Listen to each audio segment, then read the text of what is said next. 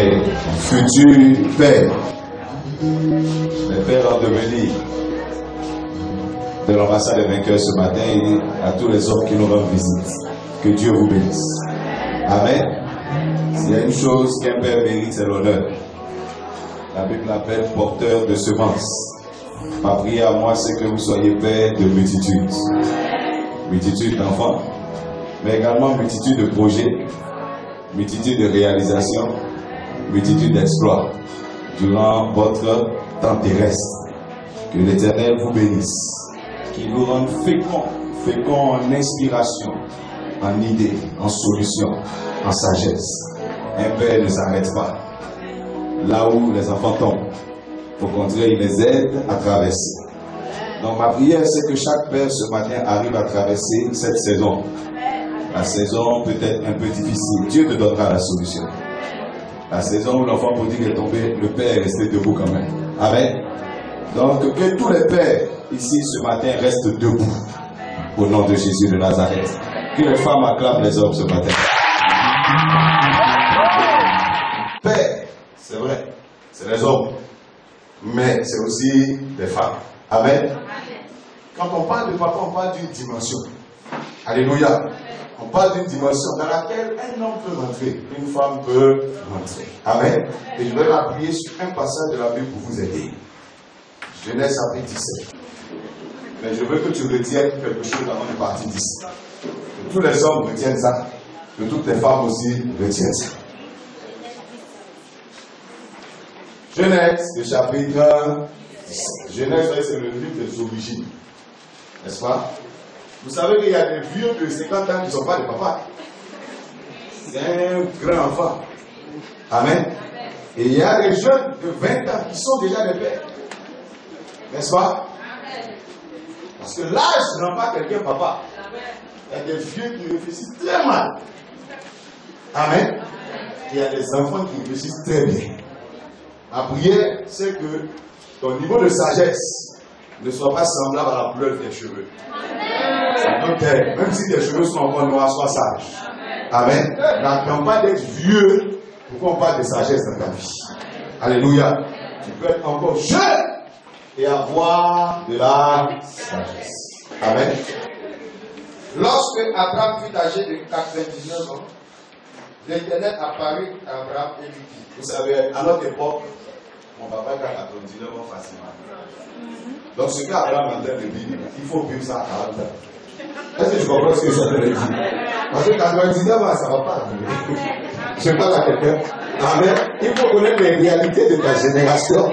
Et il faut rentrer rapidement dans ce que Dieu a prévu. Amen. Abraham a 99 ans, mais toi à 39 ans, il faut que tu vives ça. À 29 ans, il faut que tu vives ça. Quelqu'un dit Amen.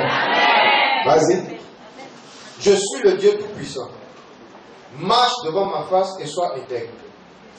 J'établirai mon alliance entre moi et toi, et je te multiplierai à l'extrême. Abraham tomba sur sa face, et Dieu lui parla en disant, voici mon alliance que je fais avec toi. Tu deviendras père d'une multitude de nations. Dis Amen. Amen. Dis, je deviendrai père d'une multitude de nations. Alléluia. Ne deviens pas le papa ou la maman des problèmes de la famille. Amen. Ou des malédictions de la famille. Il y a des noms dans les familles qui sont les références des problèmes de la famille. Quand on dit il y a eu des problèmes, on dit c'est qui? On va dire, d'après toi. On sait déjà c'est qui. Amen. Dès qu'il y a un appel bizarre, on doit aller vers la police parce qu'on a arrêté quelqu'un qui a fait des problèmes. C'est toi. C'est pas ça? Tu ne deviens pas le père d'une multitude de problèmes. Amen. Dieu dit à Abraham, je te rends père de quoi? D'une multitude de nations. Amen. On ne t'appellera plus Abraham, mais ton nom sera Abraham, car je te rends père d'une multitude de nations. Je te rendrai fécond à l'extrême. C'est la même chose. C'est à l'infini selon la version. Je ferai de toi des nations. Et des rois sortiront de toi. Là, on va comme ça. Il dit les rois sortiront de moi. Il dit les rois sortiront de moi. Est-ce qu'on a dit des esclaves? Est-ce qu'on a dit des enfants? On dit quoi? sortiront de moi. Amen. Quand on lit ce passage, il y a une chose qu'on remarque. Abraham n'est pas né père de multitude. Il est devenu. On ne naît pas papa. Depuis le ventre de ta mère, tu n'étais pas un père. On devient. Dieu dit, je te rends. N'est-ce pas? On le devient. Que ce soit dans le monde naturel, tu deviens. N'est-ce pas? Que ce soit dans le monde spirituel, tu deviens père. Donc quelqu'un peut passer toute sa vie sans jamais devenir un père. Abraham ici, c'est à 99 ans que Dieu lui dit, je te rends père de multitude. Amen. Ma prière, c'est que tu n'atteignes pas 99 ans avant de devenir papa. Alléluia. Alléluia. Dieu a rendu Abraham père de nation. Il a changé le statut d'Abraham. Le premier Abraham qui a marché de 1 an jusqu'à 99 ans n'était pas père de nation. Amen. Mais à cet âge-là, Dieu lui dit, à partir d'aujourd'hui, tu changes de statut. Tu changes de classe, tu changes de groupe, je te rends père d'une multitude. Ma prière ce matin pour tout le monde, c'est que Dieu change ta dimension. Il n'est pas bon dans la vie de rester dans le même statut trop longtemps. Ça te dévalue. Quelqu'un comprend ce que je suis en train de dire? Aujourd'hui, on t'a élevé. Voici pour un élève, tu viens d'avoir par exemple le CP. Tout le monde a fêté. D'ici 4 ans, il faut qu'un autre diplôme s'ajoute à toi. Si on revient après 7 ans, tu as plus le CP. Donc même CP pour lequel on t'a célébré, on va t'insulter pour ça. Est-ce que quelqu'un comprend ce que je suis en train de dire? Ça va t'insulter. Ce dont tu as besoin pour être célébré continuellement, c'est de changer continuellement de statut. Quelqu'un dit amen. Quelqu'un dit amen. Ma prière, c'est qu'à cette fête de Père, que Dieu t'aide à changer de statut. On t'a connu, tu dormais chez quelqu'un. C'était pas. On dit en entourage, dit la vie est comme ça. C'est comme ça la vie commence. Il faut vous rattraper ton cœur, etc., etc. Reste là, c'est pas grave. Même si on te fait souffrir, même si on te maltraite un peu, c'est comme ça. C'est comme ça la vie. Vous comprenez? On s'en va. On revient. Tu es toujours là. On te regarde, on dit persévère. Mais on commence à prendre les décisions. On s'en va encore. On revient encore. 9 ans, tu es là. 11 ans, tu es là. Quelqu'un va t'appeler pour dire, on ne fait pas comme ça dans la vie.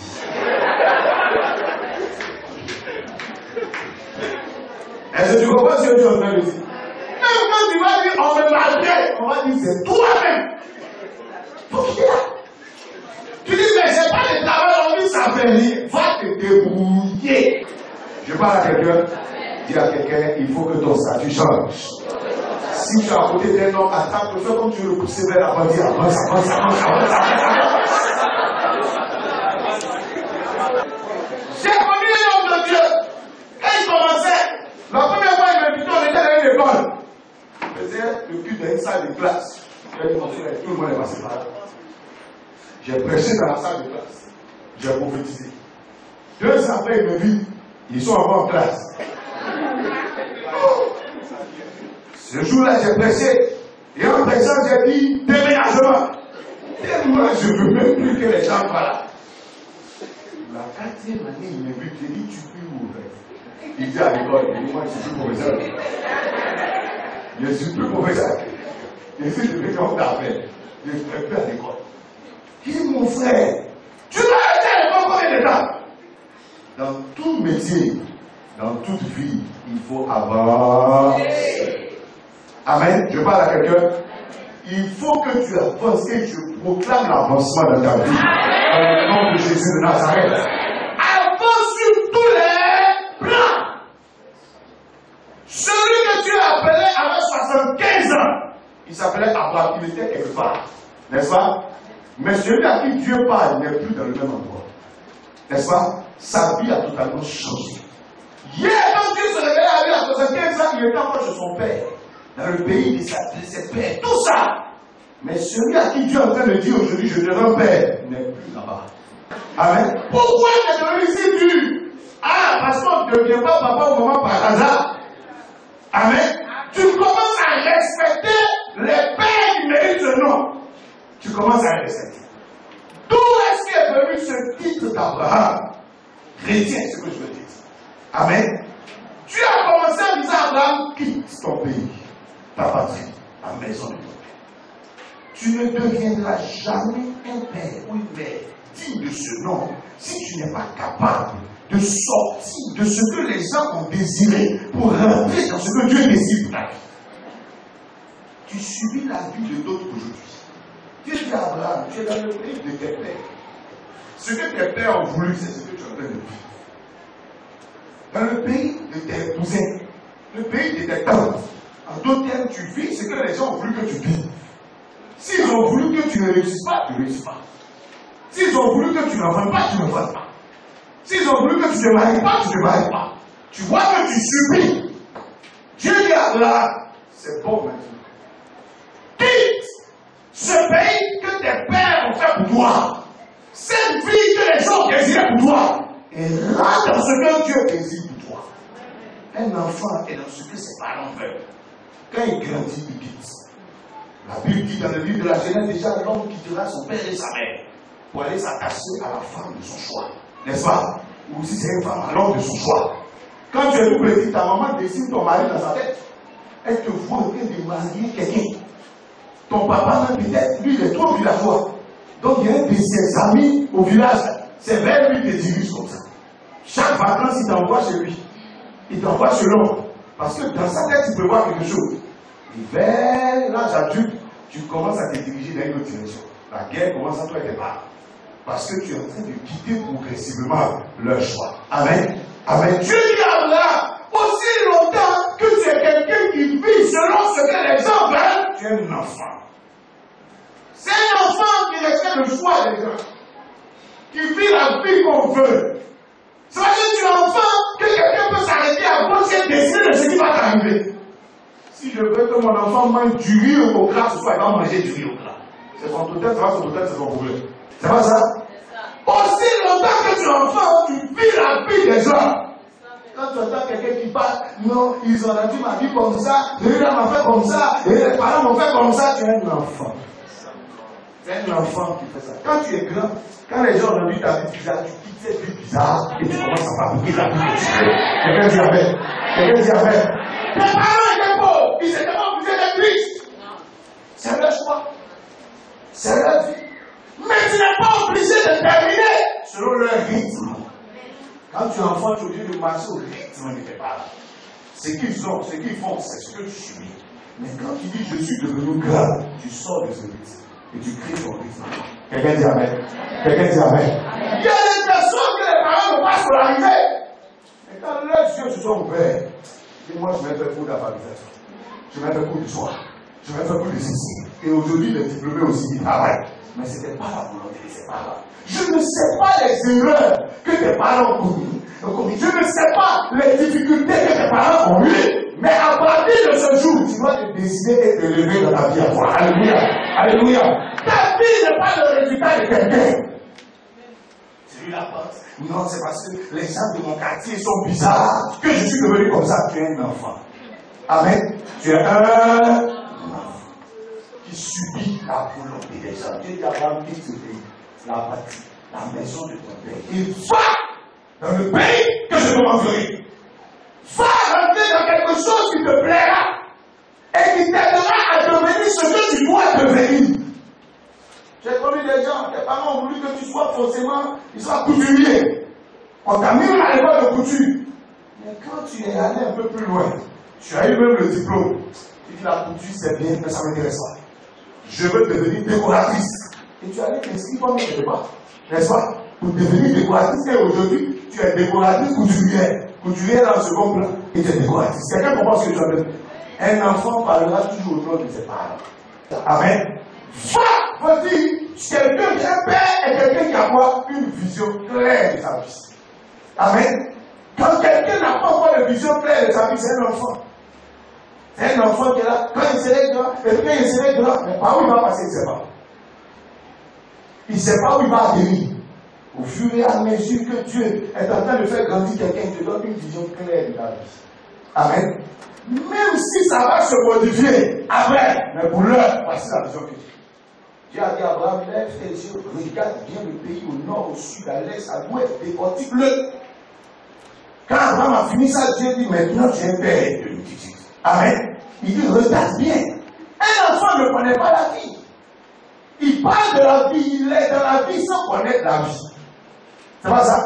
Il ne connaît pas le monde. Il est dedans sans connaître le monde. Il ne sait même pas ce que c'est. Il est capable d'aller se donner lui-même à ses ennemis. Ah si, c'est pas. Dis à quelqu'un une vision claire de la vie. Si tu ne l'avais pas, commence à rentrer sur toi la maison, dessine ta vie. Et invite quelqu'un dans cette vie. Quand quelqu'un a un plan clair de sa vie, quand tu proposes ce plan de vie à quelqu'un, il y a quelqu'un qui croit en toi. Je peux t'accompagner. Mais où on va, tu ne sais pas tout. Tu dis non, laisse, marchons au rythme de Dieu. Amen. Tu sais, la vie est comme ça. Allons seulement. Il s'en respecte. Amen. La personne est en train de partir, se pète. Alléluia. Dis vision claire. Quand cette vision est faite, est bien établie, la personne fait quoi? Commence à travailler à l'accomplissement de cette vision. Toute personne qui a une vision claire de sa vie et qui devient père devient comme une bénédiction pour sa famille. Dieu dit à Abraham, tu seras une bénédiction pour toutes les familles de la terre, en commençant par ta famille. Amen. Un père est un ajout à la famille. Une mère est un ajout à la famille. Tu ajoutes quelque chose à ta famille. Tu es venu et la famille était à tel stade. Toi, tu dis la famille pour aller un peu devant. Voici ce que j'ai apporté. Un enfant n'apporte rien à une famille. Amen. Un enfant apporte des dépenses et des problèmes à une famille. Mais quelqu'un qui est mature commence à être une bénédiction pour sa famille. C'est pas ça? Ma prière, c'est que tu sois une bénédiction pour ta maison. Dis Amen. Dis Amen. Quatrième point. Les choix font de quelqu'un un père. Une personne qui ne s'est pas choisie est un enfant. Un enfant ne s'est pas choisi. Il prend ce qu'il n'arrange pas. Il n'a aucune histoire, il n'a aucune vision. Donc, sur quoi il se base pour choisir? Amen. Rien. Il s'en va à la plage. Il est capable de voir veste et puis dit, achète ça pour moi, il est parti à la plage avec. Parce qu'il ne sait pas où il va dans la vie. Il fait de mauvais choix. Choix même au niveau de ses amis. Quand on est tout petit, on ne choisit rien. Et tous ceux qui sont dans nos quartiers sont des camarades. C'est pas ça. On joue ballon, on fait tout ce qu'on fait. Au fur et à mesure que tu grandis, tu t'identifies d'ailleurs. Quelqu'un peut habiter à côté de toi 15 ans et tu dis c'est pas mon ami. Pourtant, nous sommes voisins. Mais parce que tu sais choisir tes amis. Alléluia. Dis à quelqu'un tes choix. Dis encore, dis tes choix. Lorsque tu commences à devenir un père, c'est quelqu'un qui fait quoi? Dans ses choix, ils sont progressivement de la dépendance des gens. Amen. Écoute-moi. Abraham, quand il n'était pas encore à ce stade, avec Lot, son neveu dans sa vie, parce qu'Abraham n'avait pas d'enfant. N'est-ce pas? Il dépendait des humeurs de Lot. Lot était son neveu. Donc Lot sait qu'Abraham et Sarah n'ont pas d'enfant. Donc où je suis là, c'est sur moi il compte. N'est-ce pas? Quand quelqu'un sait que tu comptes sur lui, mon frère, tu es mort. Lot se lève le matin puis il se dit, il dit, papa, moi je suis fatigué de rester à la maison. Abraham est obligé de venir négocier avec Lot. Si Lot s'en va, il va nous rester ici. On négocie avec lui jusqu'à, il te donne 30 moutons pour que tu acceptes une d'accord. Papa, je veux ceci. Papa, je veux cela. Un matin, Abraham s'est levé. Et puis il dit, Lot, à partir d'aujourd'hui, si tu vas à gauche, je m'en vais à droite. Si tu vas à droite, je m'en vais à gauche. Pour qu'on se rencontre même plus. Amen. Aussi longtemps que tu n'es pas mature, tu vis, tu es dépendant des humains ou de je ne sais pas quoi, des qui. Tu as tellement peur de l'avenir que tu ne peux pas prendre de vraies décisions pour ta vie. Tu es obligé de dépendre. Abraham se demandait, je deviens quoi? Un père est quelqu'un qui a gagné en confiance dans sa personne. Oui, j'ai besoin de toi. Mais si tu n'es pas là, ce n'est pas la fin du monde. Quelqu'un comprend ce que je veux dire? Je saurais passer pour trouver autre chose. Quelqu'un comprend ce que je veux dire? Mais un enfant est quelqu'un qui a peur. Abraham craignait. le départ de ceci, le départ de cela. Et si telle personne s'en va, et si telle personne fait ceci, et si telle a fait ceci, dis à quelqu'un, je ne suis pas un enfant. Je répète encore, dis, je ne suis pas un enfant. Tu subis les humains tant que tu es enfant. Oh, tu es devenu calme. On dirait que ça te fait bizarre de mon corps, c'est normal. Dis à quelqu'un, tu es en train de devenir. Dis encore, tu es en train de devenir. Dis encore, tu es en train de devenir. Un père est quelqu'un qui peut soutenir ses décisions. Abraham a dit à l'autre, va-t'en. Quand l'autre est parti, Abraham ne vient pas chaque matin s'arrêter pour regarder derrière l'autre. Il m'a abandonné. Il a soutenu sa décision. Toute décision dans la vie fait perdre quelque chose. Quelqu'un comprend ce que je suis en train de dire? Toute vraie décision fait perdre des avantages, mais te fait gagner aussi un autre genre d'avantage. Alléluia! Dis à quelqu'un ton choix. Dis à quelqu'un ton choix. Tu deviens un enfant, vas-y, Marie, je deviens ici. La fille là, j'ai failli la marier. Et puis elle faisait tout le malin sur moi. N'est-ce pas? Et puis j'ai cassé son cou. Aujourd'hui, il n'en veut plus, c'est bon! Va avec tes cheveux. C'est pas ça? Mais quand je suis parti à la maison, vers 21h, mon cœur ne peut pas. Et puis vers minuit, j'appelle Marie-Josée. Elle dit, il ne faut pas tenir comme disait, mais son mari m'a dit 45 fois sur la réponse. Est-ce que quelqu'un comprend ce que je suis en train de dire? Parce que je viens de montrer que je ne peux pas partir. Quelqu'un comprend ce que je suis en train de dire? Quand tu fais un choix que tu ne peux pas soutenir ta décision, tu rentres dans des compromissions bizarres. Maintenant, même quand j'arrive, que je lui dis, si elle a déjà commencé à m'insulter, mais je vais dire quoi? Parce que c'est que de toute façon, même quand je prends ma route, je vais en flèche, je vais revenir comme une balle. Je vois là quelqu'un. Toute personne qui ne peut pas prendre des décisions fermes devient un enfant. Avec qui on peut ça. Amen. J'ai pris l'exemple le plus commun pour vous aider à ce moment. Je ne vais pas aller casser le coup de ton gars. Ton mari, c'est ce qu'il te dit. Amen. Quand quelqu'un est mature, tu sors de la peur de la vie. Amen. Tu commences à compter sur le dépôt qui est en toi. Un enfant compte sur le hasard, sur la gentillesse des gens, sur les bonnes conditions pour réussir sa vie. Amen. Mais quelqu'un qui est mature compte sur le dépôt qui est en lui. Même quand on dit c'est difficile, il dit mon frère, ça va aller. Parce qu'il a quelque chose en lui. Amen. Il y a des fois Abraham, Lot l'a trahi. Et on lui dit Lot est devenu prisonnier de guerre. Si Abraham était un enfant, il n'allait pas marcher selon ses responsabilités. Il allait marcher selon ses sentiments. Amen. Abraham, on vient lui annoncer pourquoi les gens sont venus lui dire ton neveu est devenu prisonnier. Parce qu'on sait que c'est sa responsabilité. Mais on veut voir, est-ce qu'Abraham va marcher selon le fait que l'autre, son neveu, son petit neveu l'a trahi, ou est-ce qu'il va marcher selon sa responsabilité? Amen. Ça veut dire Abraham s'est levé. L'autre, c'est l'enfant. Il a trahi, mais c'est pas ce qu'il fait. Et Abraham est parti défendre l'autre. L'autre même devait être étonné de voir Abraham venir. L'autre devait se demander, avec ce que j'ai fait là, Abraham encore vient dans ma vie. Il y a quelqu'un de responsabilité. Un enfant marche par les choses qu'il ressent. C'est des petites choses que vous ressentez qui ont divisé votre famille. Oui, hier, c'est le petit frère ou la petite soeur qui a mal parlé à la grande soeur. Mais vous avez mieux à construire qu'une affaire de mal parler. Entrez dans un groupe. Dans ce groupe-là, il y a 10 personnes. Mais parmi les 10, il y a 2 personnes bien. Rapproche-toi de ces personnes qui sont bien. Ta vie réussira. Tu sais pourquoi tu es venu en église. Amen.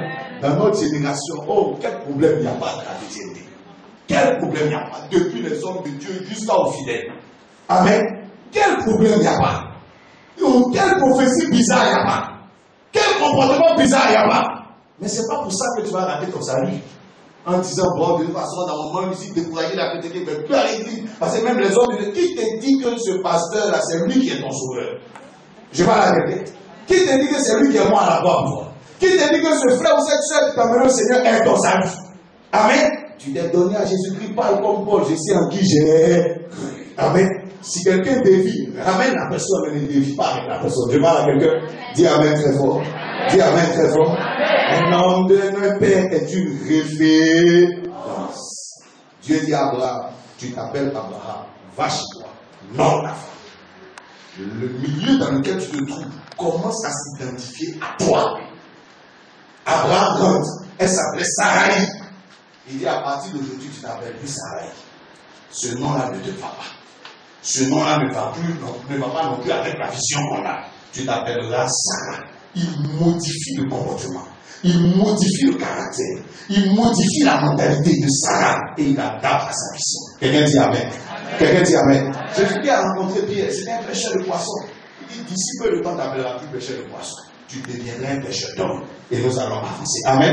Lorsque quelqu'un vit à côté d'un père, ta vie change. Tu passes du stade inférieur à un stade supérieur. Tu passes de rien du tout, tu deviens quelque chose dans ta génération. Quelqu'un dit Amen. Amen. Ma prière, c'est que tu sois une référence de ta génération. Que tu sois quelqu'un à qui d'autres personnes s'identifient. Qu'on rentre dans ta famille demain, qu'on dise, ah, voici la personne qui nous a amené au Seigneur. Ah, voici la personne qui nous a montré la route du travail. Voici la personne qui nous a orienté vers le mariage. Voici la personne qui nous a orienté vers la richesse. Voici la personne à partir de qui nous avons commencé à vivre la gloire de Dieu. Voici la personne à partir de qui la bénédiction a commencé à rentrer dans la maison. Que cette bénédiction soit sur toi au moment où tu dis Amen très fort. Dans le nom de Jésus de Nazareth, je proclame l'avancement de ta vie. Je proclame la grandeur de ta vie. Tu ne resteras pas à ce stade où tu es.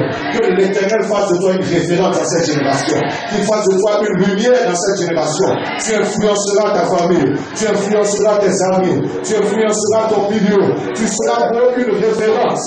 Quelqu'un comptera sur toi. Tu seras une source de bénédiction, une source d'élévation, une source de restauration, une source de grâce, une source de richesse, une source de prospérité, une source d'évolution dans ta famille. Que la faveur et la grâce de Dieu répondent sur toi dans le nom de Jésus de Nazareth. Tu ne seras jamais la queue, tu ne seras pas le dernier, tu ne seras pas la dernière, mais que la main de Dieu te mette à la tête, que la main de Dieu te donne peut-être la direction d'une maison, la direction d'un milieu, la direction de ta génération. Au nom de Jésus de Nazareth, je dis à quelqu'un, tu ne resteras pas dans cette saison. Tu ne resteras pas dans ces problèmes. Abraham était un père. Il a quitté la saison de la stérilité.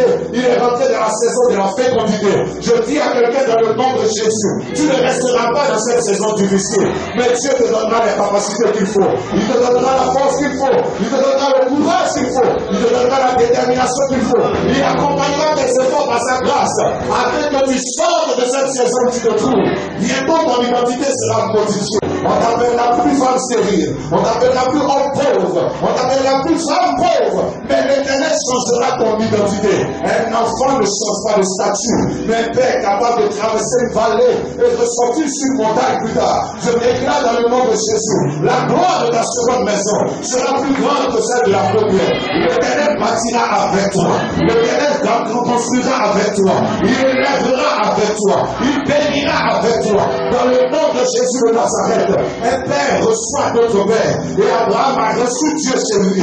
Et Abraham a attiré Dieu chez lui. Et Abraham a vu la gloire de Dieu rentrer dans sa maison. Je déclare dans le nom de Jésus, la honte ne restera pas dans ta maison.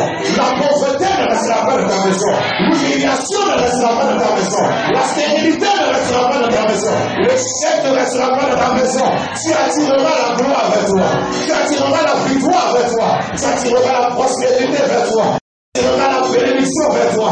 Abraham était assis lorsque les hommes sont rentrés chez lui. Et la prospérité est rentrée. Et l'accomplissement est rentré. Je vois des hommes et des femmes qui vont venir vers toi et t'aider à accomplir tes rêves. Ce qui semblait impossible deviendra possible. Une main s'ajoutera à toi. Une force s'ajoutera à toi. Une grâce s'ajoutera à toi. Une bénédiction s'ajoutera à toi. Abraham était père de quelque chose. Et il a tiré quelqu'un d'autre qui avait d'autres capacités. Un père attire d'autres pères. Il y a ce que tu as. Et il y a quelqu'un d'autre qui a quelque chose. Mais avec ce que Dieu met dans ta vie, tu attireras le complément de ta vie. Tu attireras quelqu'un qui pourra t'aider à rentrer dans ce que tu veux. Et Abraham a reçu quelqu'un de capable dans sa maison. Il a reçu quelqu'un qui était capable dans sa maison. Je déclare dans le nom de Jésus, les incapables vont sortir de ta vie. Les incapables vont sortir de ta vie. Les lobes vont sortir de ta vie. Les agares vont sortir de ta vie. Je vois des capacités en train de venir. Je vois des hommes et des femmes capables en train de venir vers toi. Quelqu'un qui parle et la porte s'ouvre. Quelqu'un qui se lève et le problème se règle. Quelqu'un qui se dresse et la montagne se déplace. Quelqu'un qui met son cachet et la bénédiction arrive. Reçois cette faveur. Reçois cette onction. Reçois cette bénédiction. Un grand attire un grand. Un père attire un père. Ils se comprennent. Ils comprennent leur langage. Ils peuvent échanger. Abraham avait de quoi échanger avec Dieu. Il lui a dit, je vais te donner de quoi te reposer. Et Dieu lui a dit, l'année prochaine, ta femme aussi aura un enfant. Je vois quelqu'un venir vers toi. Un père est quelqu'un qui ne refuse pas les sacrifices qu'il faut pour entrer dans la destinée. Dieu dit à Abraham, prends ton fils Fils. Un enfant a peur de sacrifier. Un père est capable. Quelquefois, il vend la maison pour donner un avenir à ses enfants. Il est capable de se débarrasser de sa voiture pour donner un avenir à ses enfants. L'Éternel sera avec toi. La grâce de Dieu sera avec toi. Je bénis ta saison future. Par l'Esprit de Dieu, par la grâce et la faveur de Dieu sur ma vie, je bénis ta saison future. Que la multitude accompagne tes pas. Tu ne régresseras pas. Tu ne reculeras pas. L'Éternel sera avec toi. Tu posséderas la porte de tes ennemis. Dieu fera de toi une lanterne dans cette génération. Aucun vent ne t'éteindra. Aucune tempête ne t'arrêtera. Dans le nom de Jésus de Nazareth, tu enfanteras ces projets qui sont en toi. La force de Dieu sera avec toi. Et Abraham a enfanté sa vision. Et Abraham a enfanté